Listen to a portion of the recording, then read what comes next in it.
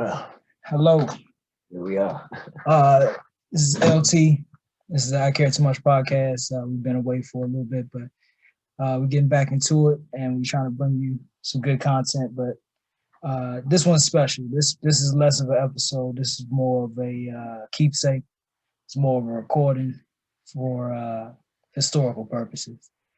I have with me my guest today is my father, my dad, Pop, James Thompson. How you doing? Good, son. I'm good. People don't know, me and my dad have not spoken for a number of years, probably since Kennedy was born. Yeah. And so that's probably about 11 to 12 years. And it's been miserable years. A lot has transpired, and a lot of things you discover.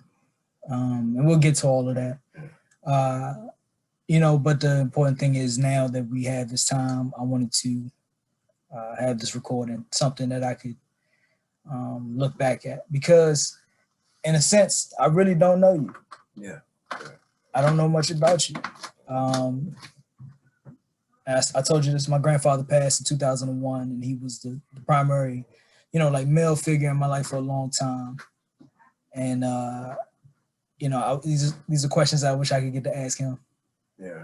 Well, I make no excuses for screwing up my life, as well as yours. We'll get to that. We'll get to that. Yeah. Let's take it slow, man. Who are you? Let's start there. First of all, I really don't know who I am. I mean, I'm a person that's a good-hearted person. I've never really done anybody wrong that I know of.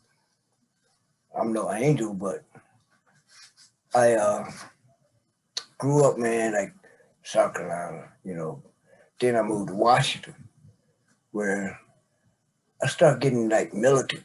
I was into the Muslims, Malcolm X. I was back in that area. I'm 66 years old. And I was coming up during the time where Black people were getting treated, really rough. I mean, and I was looking at it like it wasn't only white folks doing the thing against us. It was America itself. Because if you look back on all the riots, the marches that we had, and the times that we tried to get ourselves together, it wasn't only the white folks out there, but it was the policemen and the military out there spraying us with hoses and shooting us with beanbags. So I grew up in that era. Wow. You know what I'm saying? So, and I was against America, not just white folks, but, America. No, that's at this point, I think everybody can agree. That's understandable. That's understandable. So let's back it up. Talk to me about your father. My father drank a lot. He was a good man, because after my mom died when I was young, everybody in the family wanted to take us here and there. There's 3 girls and 2 boys. And my aunt wanted to take me, and another aunt wanted to take my sisters. And my dad said, hell no. I'm going to keep my kids. And now y'all taking on my kids. So I give him that. He kept his 5 kids together. Wow. He raised. Wow. I see this. I didn't know this. Yeah. And where this was in South Carolina? South Carolina. Where? Greenville. Greenville. Okay. And my mom died, like I said, when I was young, about 12, 13. We were all young, and he kept us together.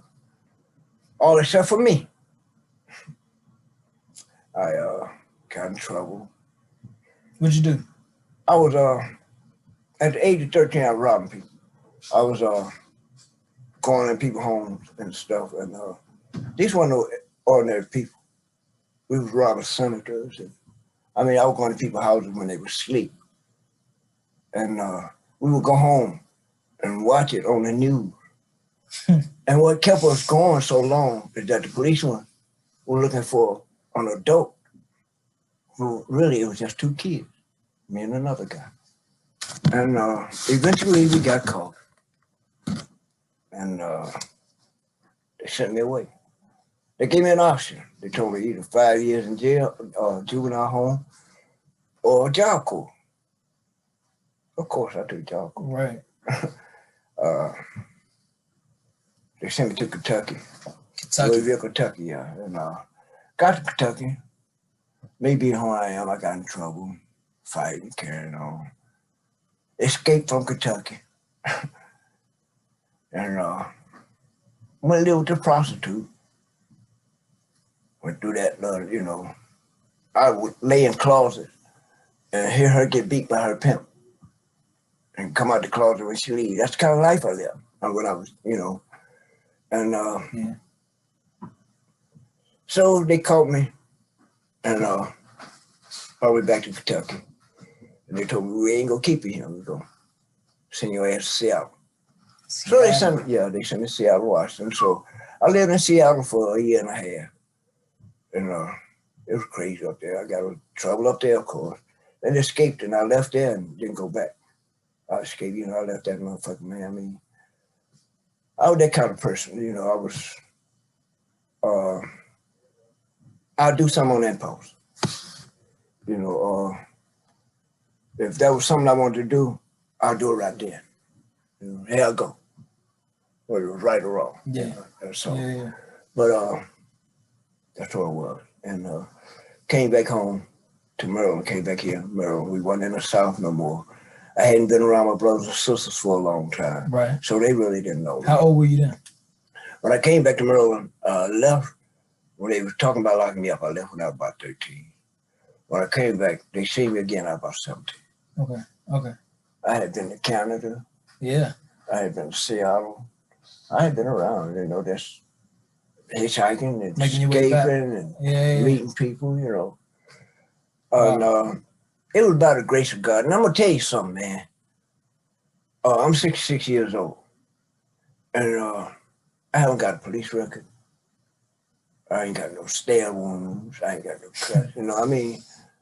And I've been, and all this, I've had guns put to my head, you know, and all these things. I never got locked up.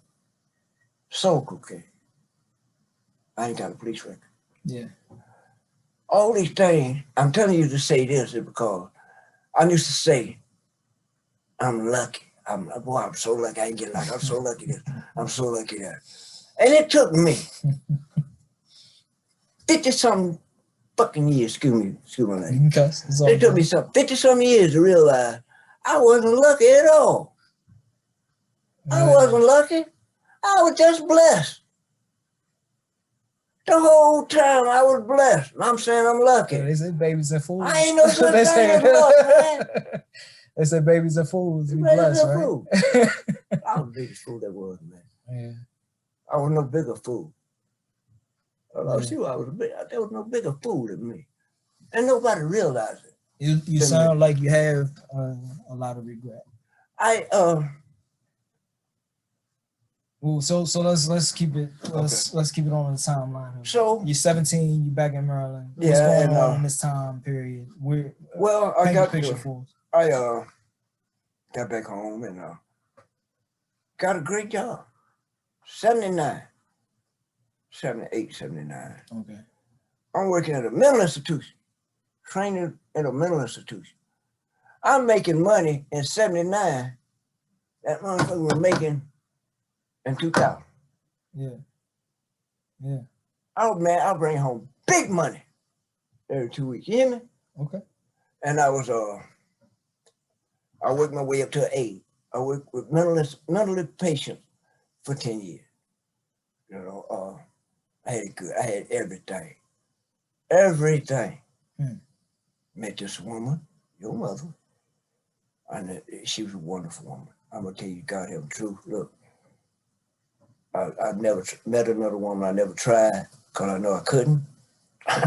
Now I don't give a fuck. She made a monster out of me because I said to myself, I can't find another Linda, so I never get heartbroken by another one of you motherfuckers out here. Never. She did make a monster out of me. Well, hold on. You gotta back up. Anyway, you gotta back up. I'm backing up now. Because you talk about Tyrone's mom. Tyrone's mom was a different story. Let's go in the order. I met her. It's all in your 20s. Yeah, I met her at a carnival. And she wanted somebody to ride on the ride with. So we rolled around. Me being the charming nigga that I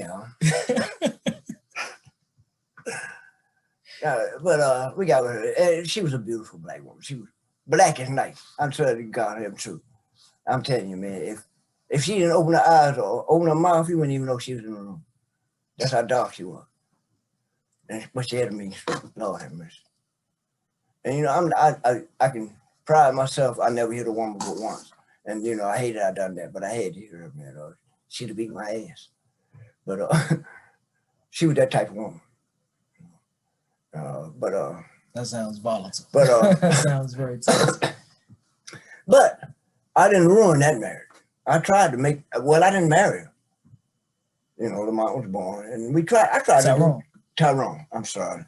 Tyrone was born, and I tried to do things right. I was working at Sears, first working at the group homes and stuff, and I tried to do things right. She cheated on me. Yeah. Would she tell a different story, Dad? No. Yeah, she probably would. Yeah, ain't nobody gonna admit to that shit, man. Come on, who would? I think I'm the only person that will admit to my fault. Okay. Ain't nobody. I mean, that's fair. That's fair. Go ahead. That's fair. So, yeah, but I actually caught the guy, man. I mean, how long were y'all together?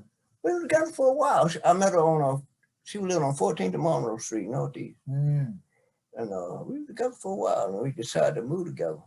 But I didn't know she was talking to this dude, man. And one day I decided to not go to work, but she thought I was going to work. We were living out there in Hyattsville. So I was got in some trouble then, but anyway. So that ended it. Yeah. I was blessed again. I didn't go to jail. Yeah. Because I had kind of a temper, you know.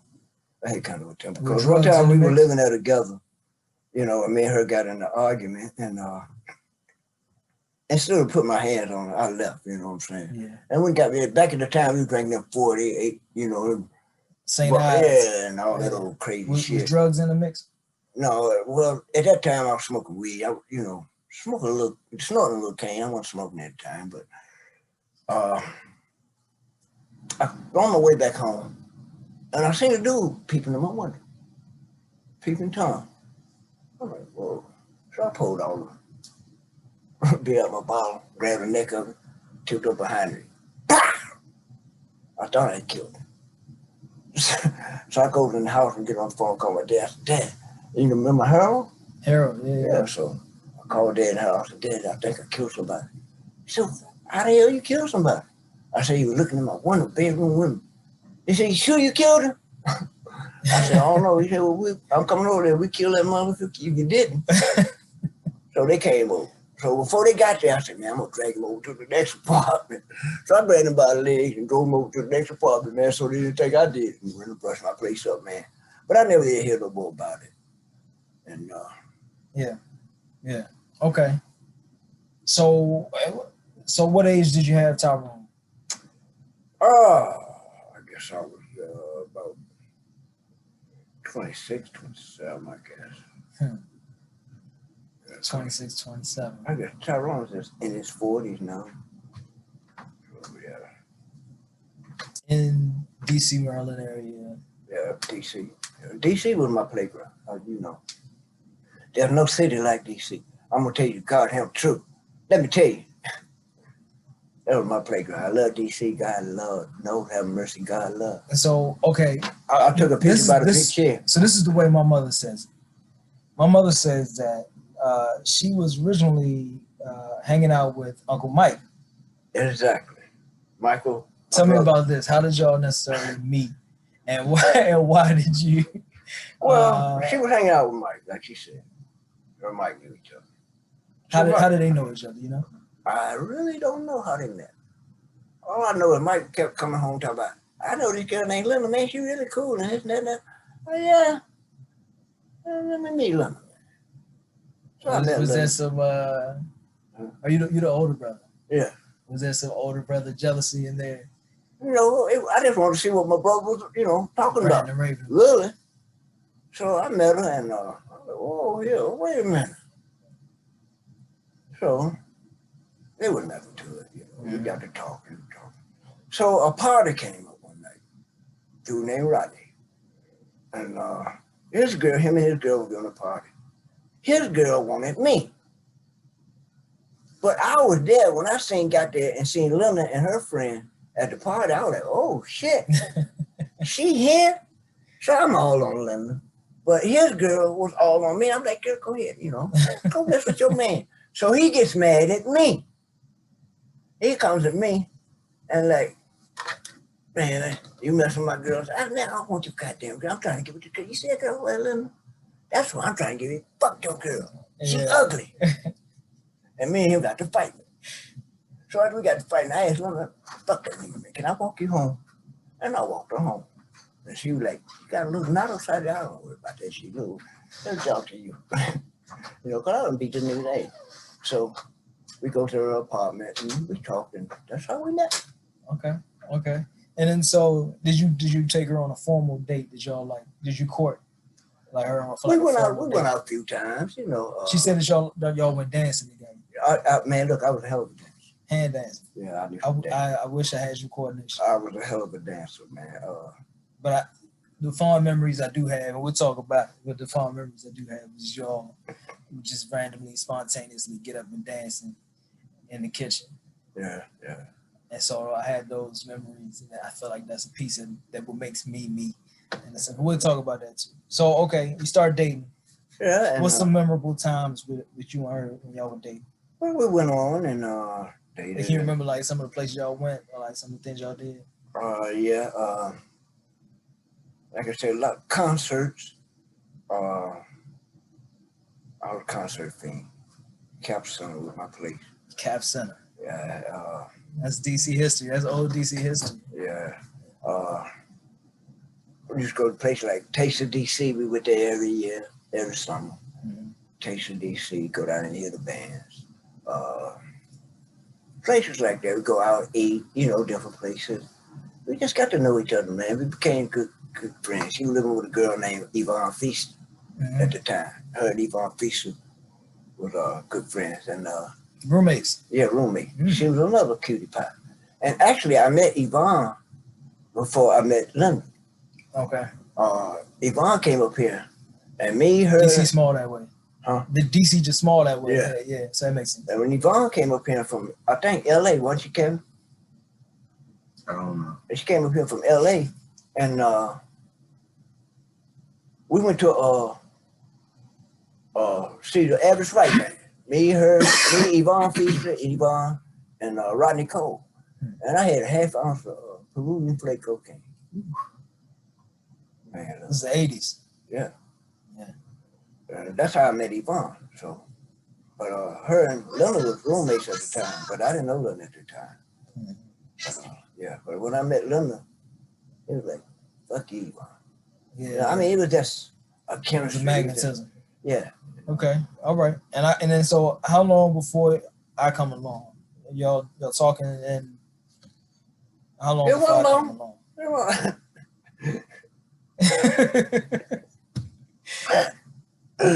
wasn't long though. Yeah. But no, man, on a serious note, we had got ourselves together. Like I said, I was making good money, and we got ourselves together. She got pregnant, and I remember it scared me so, man, because that's one of my phobias, pregnancy. And I was so scared until we left our apartment and we stayed with her, your mom and dad, your granddad and your grandma. Yeah. So we went to stay in the basement upstairs, and I told your grandfather, I said, night might be the night. He said, okay, I'm going to bed. So he went on bed. I'm looking at Linda. Keep my eye on her. She over there. So finally, when I got ready, I ain't take off my clothes too for nothing. She said, oh, I take my water get ready to break. I said, oh, Lord. Man, I hauled ass downstairs. I said, Mr. Ike. Linda, get that head of the baby. He said, what you want me to do? All cool and calm. That's that's daddy-o. He said, what you want me to do? Don't bring nothing home you can't eat. Take it to the hospital. He said, I'll get up. He said, get ready, take it to the hospital.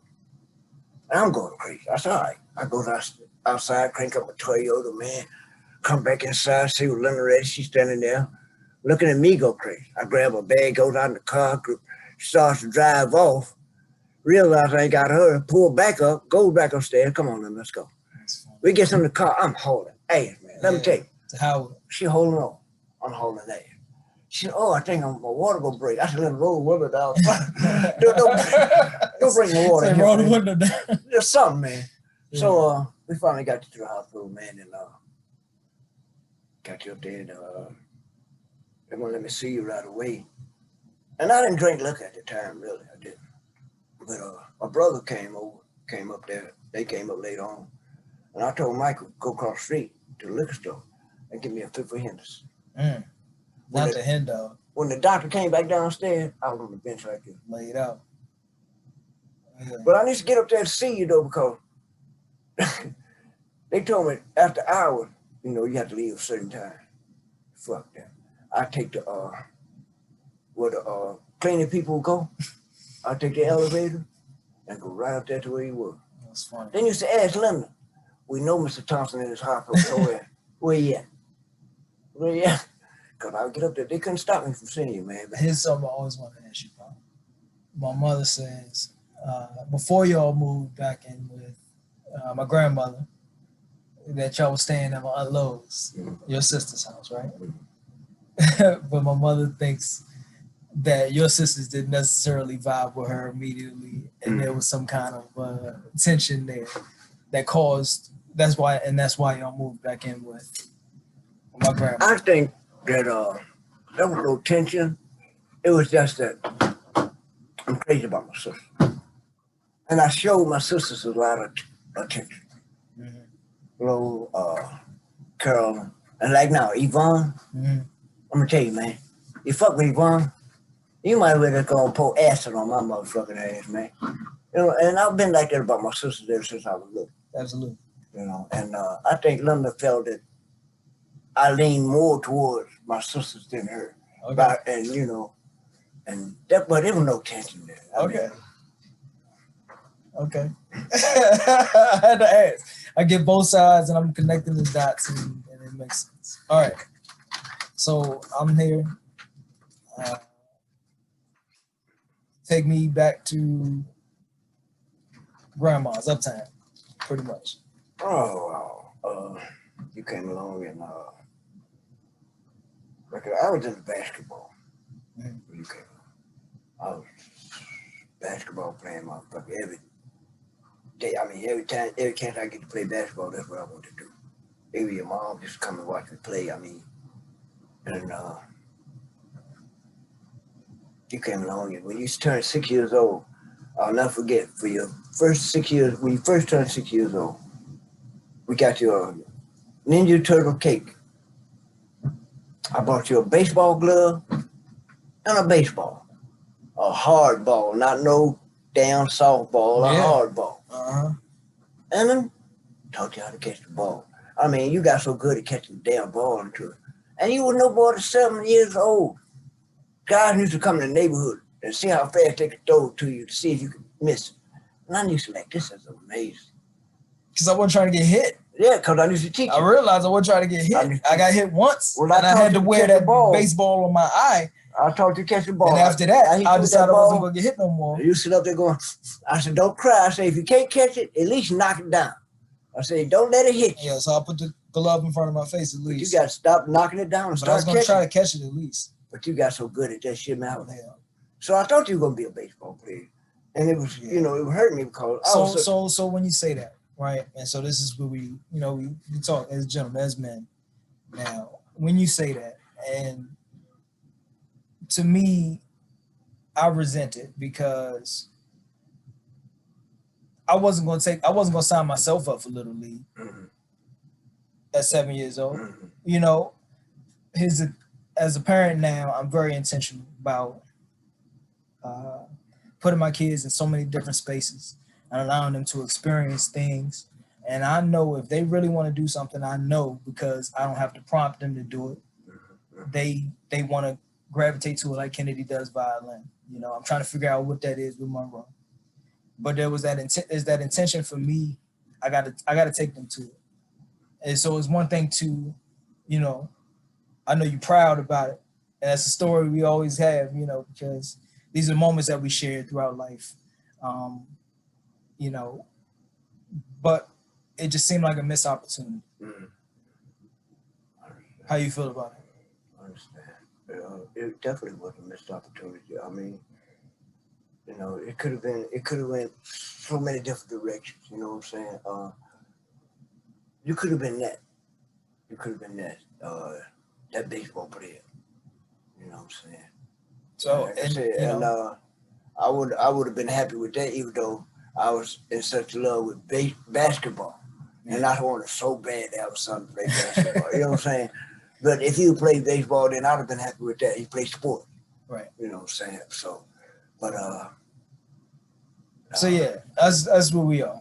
I would say we have shared some really great moments. Oh man, did we? Oh God. In my earlier part of my life, God. but it wasn't a. It wasn't enough. Well, it wasn't that it just wasn't enough. Would you say that you were a contributor, in a sense, to my upbringing? No, I wouldn't say I would. And Not we to can your speak upbringing, candidly, and not to your upbringing, you know, but to your ways.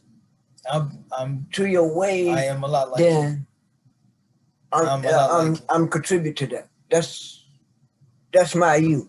Your ways, your way of thinking, your way Absolutely. of doing things, of carrying things. Yeah. That's me.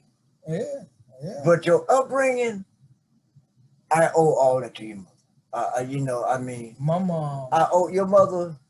My mom is one of the most generous people I mean, that you would ever meet. I Like she would you gotta literally tell give me. you the clothes off. You her don't have back, to tell me. you know. And but you know what comes with that is that she lives in a world where people don't necessarily reward that. They take advantage. Yeah, take advantage. They take advantage of people like her. And And I essentially did. And this is you know, this is Linda's story is, you know, I she didn't put actually herself take it out for there. granted. And I took it for granted. I took a lot of Yeah. things for granted. You know what I'm saying? Because she put up with a lot of shit. I mean, you know what I'm saying? A lot of bullshit with me, man.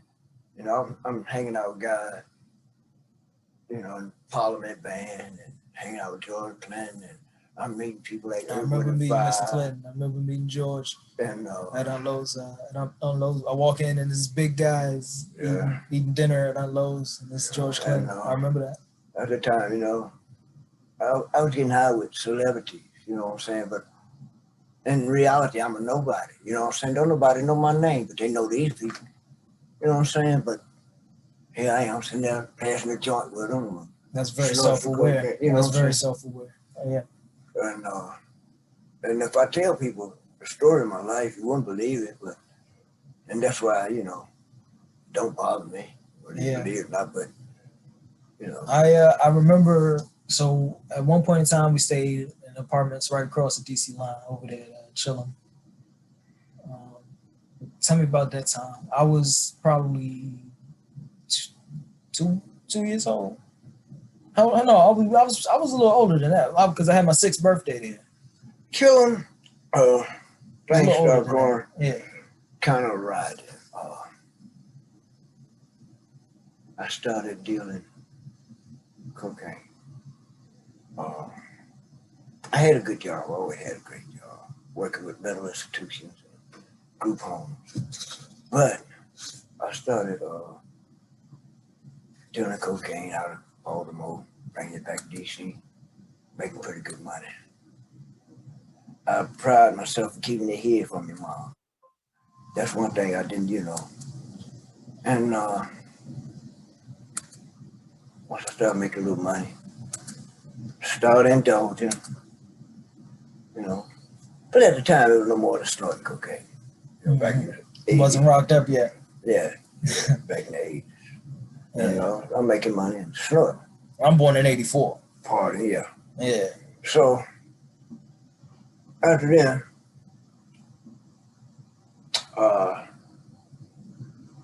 I met this guy, Jamaican guy, out of Baltimore. And he learned me how to cook cocaine. And once I learned how to cook cocaine, I don't have to tell you the rest of the story. All I had to tell you is that my shit went from sugar to shit. All right? And I'm going to tell you something, man. And I don't care what nobody say. There's not a worse feeling. There's nothing worse that can haunt your mind. Not jail, not prison, or whatever. There's nothing more that can haunt your mind or make yourself beat yourself up than losing your family or relationship with your son behind a goddamn substance. It's, you know, it's the most awfulest thing a black man can do. I'm here to tell you. Yeah. You know, if you surrender to cocaine, it's the worst thing you can do. I'm telling you, I mean, I surrendered, and I'm not proud to say, but I'm glad I surrendered at an early age, because now I'm not an old fool still doing it. Right. You know, because I see people my age doing it. Still. You know, and, Still. It's a shame. Yeah. It's a shame, you know, but So yeah. Sorry, I'm that trying to get the light right. Once I surrendered to that, you know, it was like, but once I started smoking, one thing about it, I was ashamed to be around my son. I was ashamed to be around him. If I smoked, I had to stay away from the house. That kept me, you know, I didn't want them to see me that way. You know, I didn't want my family to see me that way. You know, I used to sit in the dark and talk to myself and cry. And I would actually talk to myself because I hated myself for doing cocaine, smoking coke. This is what I was trying to really, you know, things was coming to an end pretty much. And I hated myself. And I would go look in the mirror. And what I seen in the mirror, I just absolutely hated. You know, I mean, I wasn't shaved, I was ugly, I was like, you know, and I was like, this is not me. I kept telling myself this, man. And I thought I was talking to myself, man. But you know, somebody heard me, man. It was God, man. God heard me, man. And Yeah. I wasn't talking to myself at all. So I started trying to straighten my life up. So I told my family, I said, you know something? I'm gonna leave that shit alone. They don't get out of here, you know. Yeah. You're too far gone now. So I said, no, I can do this. So here's my hand of God, and it's a true story. I left alone for a whole month and a half. Without on the block. Test myself. You know what I'm saying? Yeah. Get out there and see old buddy. What could go wrong, right? You know, old buddy, hey, what's up, man? I ain't seen you on the block a lot. Where you been, man? You know how it Go go. wrong. Yeah. Man, look, I got something for you. Yeah. Gave me a rock by the side of my knuckle. Put it in my hand. Hey, Yeah, man, I got something yeah. for you. Yeah, you see it, man. That's on me.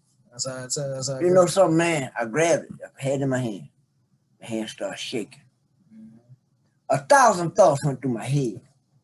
If I do this one more time, it ain't gonna hurt. There's all kind of shit went through my head. My head was shaking. I looked at him, I said, here, man. I don't want that. I gave it back. And at that point, no matter, I'm gonna tell you something. It's a feeling that I cannot describe.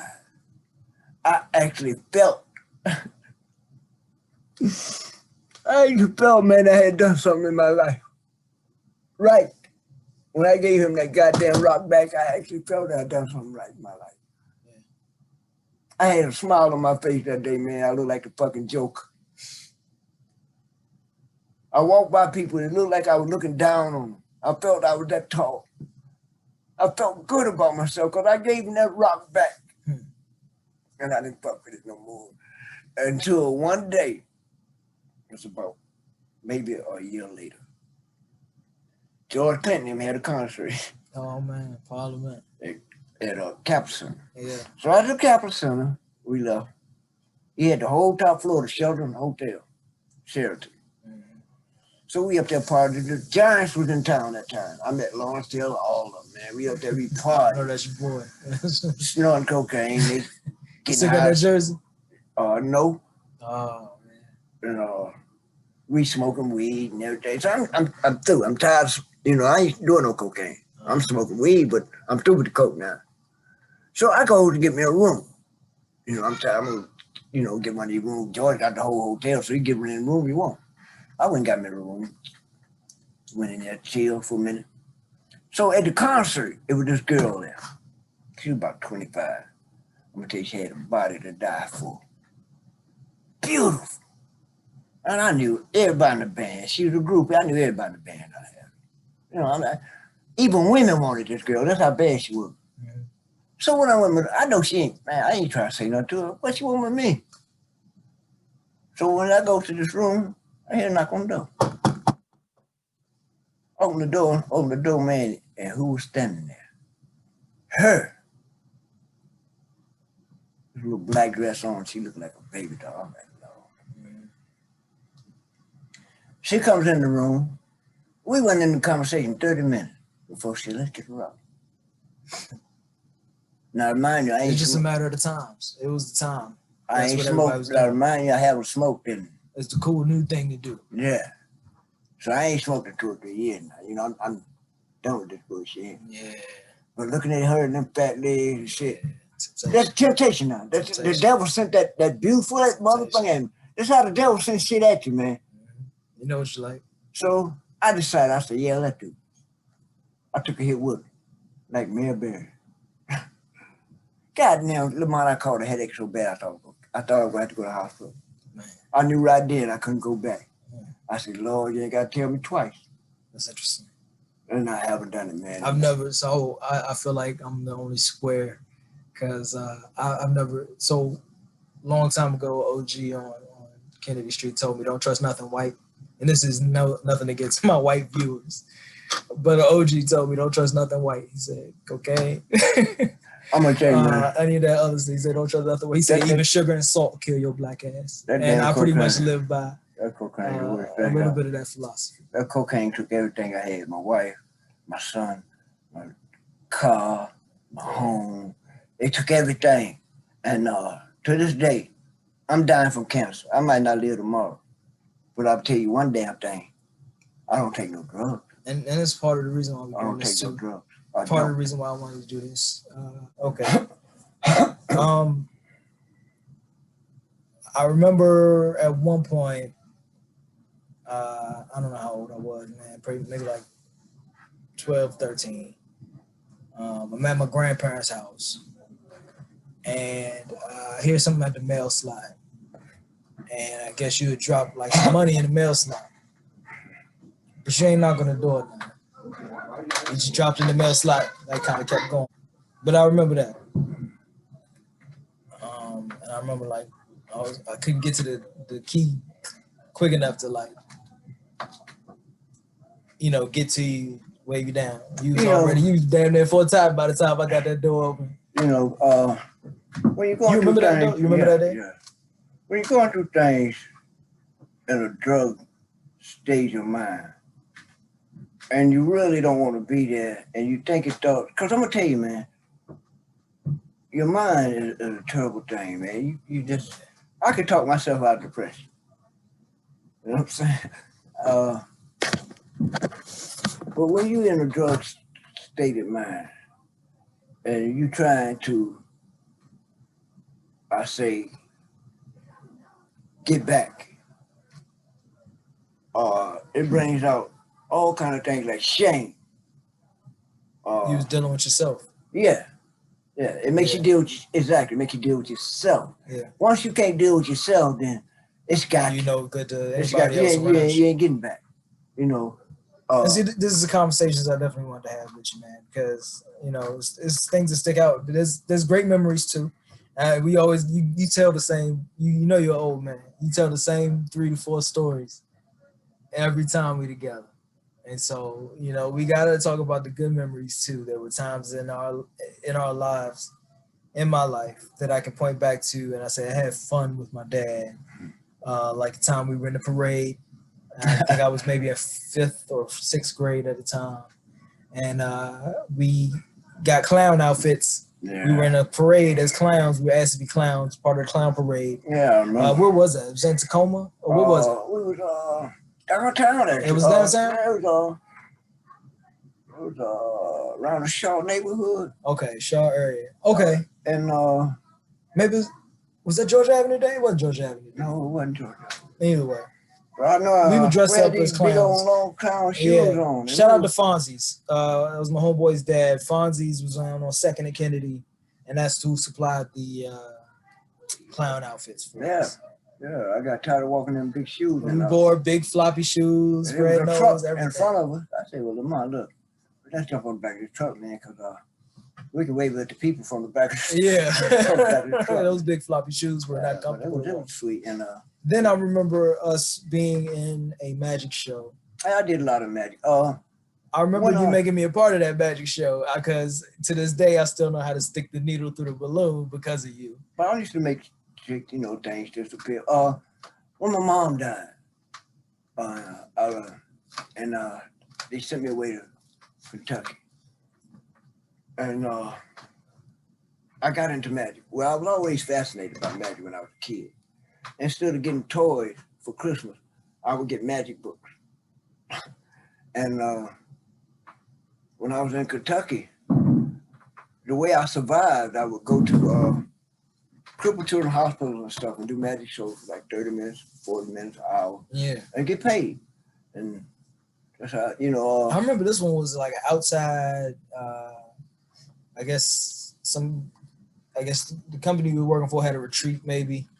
And I think we were part of that magic show and you brought me out as your assistant. So that's a very fond memory. And you do the sleight of hand tricks and make things disappear. It's like magic. I know it came from like probably a home invasion, being a burglar. Well, yeah. Actually, I had got so good at doing magic into it. I could actually walk out of the store with just about it. And the funny thing about it, back in the day, they used to have these little stands downtown where they sold watches and rings. Kiosk, yeah. And I would go and actually talk to the guy and let him see things in my hand. And I'd be taking it as I'm talking to him. Mm-hmm. And I would get home and empty my pockets. Stuff. Yeah. And they'd be sitting there looking at me there. Yeah. You always brought home random stuff. But, and magic turned out to be a foe too. I mean, I ain't turned out to be the first black man with a big back magic show. Yeah. No, I turned out to use it to steal. You know what I'm saying? So, Yeah, we all have our paths, right? Hey. So I remember that. I do remember baseball. But like I say, the things that I've done. I remember being a brat on my 6th birthday because of that Ninja Turtle cake. Because I asked y'all for Michelangelo. Yeah. And I think the cake was the color of Raphael. I was asking my wife, I was like, it had the M on it. Yeah. So it had the M on it. But it was the color of Raphael. It had Raphael's, I guess, tri-knives. I don't know what you call them. I'm like, really? And I was a brat about it. I remember that. Yeah. The birthday was good. Cake. Yeah. So I do remember those spots in life. I do remember when y'all stayed on Georgia and Kiefer Place. I would come and stay with you in the summers. I remember we went to. I was probably like 13, maybe 13 to 16 around that time. I remember I used to take you to where they had parades in D.C. Mm-hmm. And we would climb up in a tree. I'll put you on my back. We climb up in a tree. I remember riding on your shoulders. Yeah, so we could see better. Yeah. And I remember one time we went to the Urban Coalition where it was Dr. J and all of them out there playing basketball. Urban Coalition. Mm-hmm. We got up early that morning, had our backpacks back, had our little water in our backpack. We were gone. Avion water. None was in the bed. I felt like you had a sponsorship with Avion water. You love some Avion water. Yeah. But that was a good old day. Long brow beer. Yeah. Yes, sir. Those are 2 drinks. Water and beer. But yeah. I'm older now and like I say, man, I can today has been practically one of the greatest days of my life. I got a chance to get my grandkids and got a chance to talk with you about some things you want to ask me about. Yeah. You know, I'm not It's gonna been a lie good to day. you. I mean, cause there's no sense in lying to you. What can you do? I mean, no sense in lying. I've had animosity. Yeah, I can understand. So, and it's Because I've seen what my mom had to go through. Yeah. And I spent most of my time with her and my life with her. And trust me, she And was I've a seen wonderful what she woman. had to go through and see her Wonderful. being taken advantage of. And even in relationships after you, continue to be taken advantage of in abusive relationships. That's because she was so You kind. know, I was abused. A wonderful woman. And I didn't have, the refuge. I wish I had you to retreat to some of those times where I walked from 9th and Kennedy down to North Capitol with my suitcase, running away from home, quote unquote, because my mom was in an abusive relationship and she wouldn't leave. And so there were nights I had left. And I said, I can't take this no more. I can't talk to her. I can't save her. And so I left. These are the harder moments in my life in which I look back and I wish I had a father, man, somebody that. So I went to Daddy-O. Daddy-O, bless his heart, was an older man. That's my grandfather. He was an older gentleman, and he wasn't necessarily the person that talked to you. Daddy-O didn't say many words, but he was the person that like, come on, ride with me. He was that kind of guy. He was like, come on, just ride with me. He didn't talk a lot. So he showed me a lot of things instead of, talking to me. But I wish I had that component to, somebody I could talk to. Your grandfather was a good guy, man. He's a great guy. He, I remember one time he helped me over a bridge to get a limb. I remember that too. And that pickup truck. That pickup truck. We stopped. He seen the limb because we wanted to get it and make it a cane. I still got that cane. I still got it. Really? I still got it. Yeah. And he the bridge man was like 100 feet up, and he helped me by my belt. While I saw, I'm like, I couldn't believe I did that, man. He did. Yeah. He wanted that thing. That was fun. We talked about that for a long time. And it's funny. He must have been looking at that thing for like at least a week before he realized, I got opportunity now. I get Jim to go out of there. Yeah. But and I remember one time your grandfather Junior got robbed at Fort Todd. When he got to the house, he had robbed and everything beat up. So your grandmother was like, well, God take care of it. God this, God that. And Mr. I said, Tim, come take a ride with me. He reached up in the closet, got a little 22 pistol. Said, sometimes God needs a little help. That was Daddy. And I rolled with him. Did you know, and I talked to my grandmother about this, my grandmother says, down in Sumter, South Carolina, where they're from, Daddy-O put the whole town on notice. When he started dating my grandmother, he told every guy in town, pretty much. But there's a whole don't block mess with that one. block. Don't mess with that one. Dyson. Yeah. Dyson's and Porsches. We got married. And we stayed in this one house. And all the way down the street on that side. It's a lot of Dyson. All the way down the street on this side. Yep. That was all it was. I was like, look, is there anybody in this town that's not a kid to you? Well, Sumter only that big. Yeah. Sumter is that big. A lot of houses sitting on bricks. There's a lot of time about getting ready to get up out of here. Yeah, man. Yeah, but I appreciate this. Well, look, I just want to let you know that through all the things, I never stopped beating myself up for being what I was. I don't blame your mom for anything. I know I totally fucked up. I tell people it all the time. I beat myself up for a lot, but I do appreciate you for giving me this opportunity to at least give you a hug again, meet my grandkids, man, just hug you one more time, man, before I leave here, man. And, I feel great about that, man. And I just want to thank you. I want to thank you, man, and let you know that. I'm gonna tell you, stay in the fight, and I want people to see this because I think a lot of people feel this is relative to a lot of people's situations with their fathers, and I love you. You too, man. And as a man, I can humanize you. I needed this conversation because it helps me humanize. I needed it too. I'm a lot like you. I'm a lot like you in a lot of ways. My temper is bad. you know, Yeah, I needed I it. have some regrets and some resentment in my life too. And I get music from you because I realized looking at your playlist today, my playlist is damn near identical. You got the Jordan 3s on the True Blues. Everybody knows I'm a, you know, I rock the True Blues and when it rains outside. And That's I'm my gonna keep a thing. little haircut. Yeah, I need to get a cut. I'm gonna go see my man. Shout out I to got Dave. too. Yeah. I'm gonna go get a cut this week. Maybe we go together or something one day. Cool. But yeah, man, you know, I just want to reconnect with you and Thank you, let you know there's love out here in this world. You know, like I said, I had animosity. I'm still working through things with my therapist.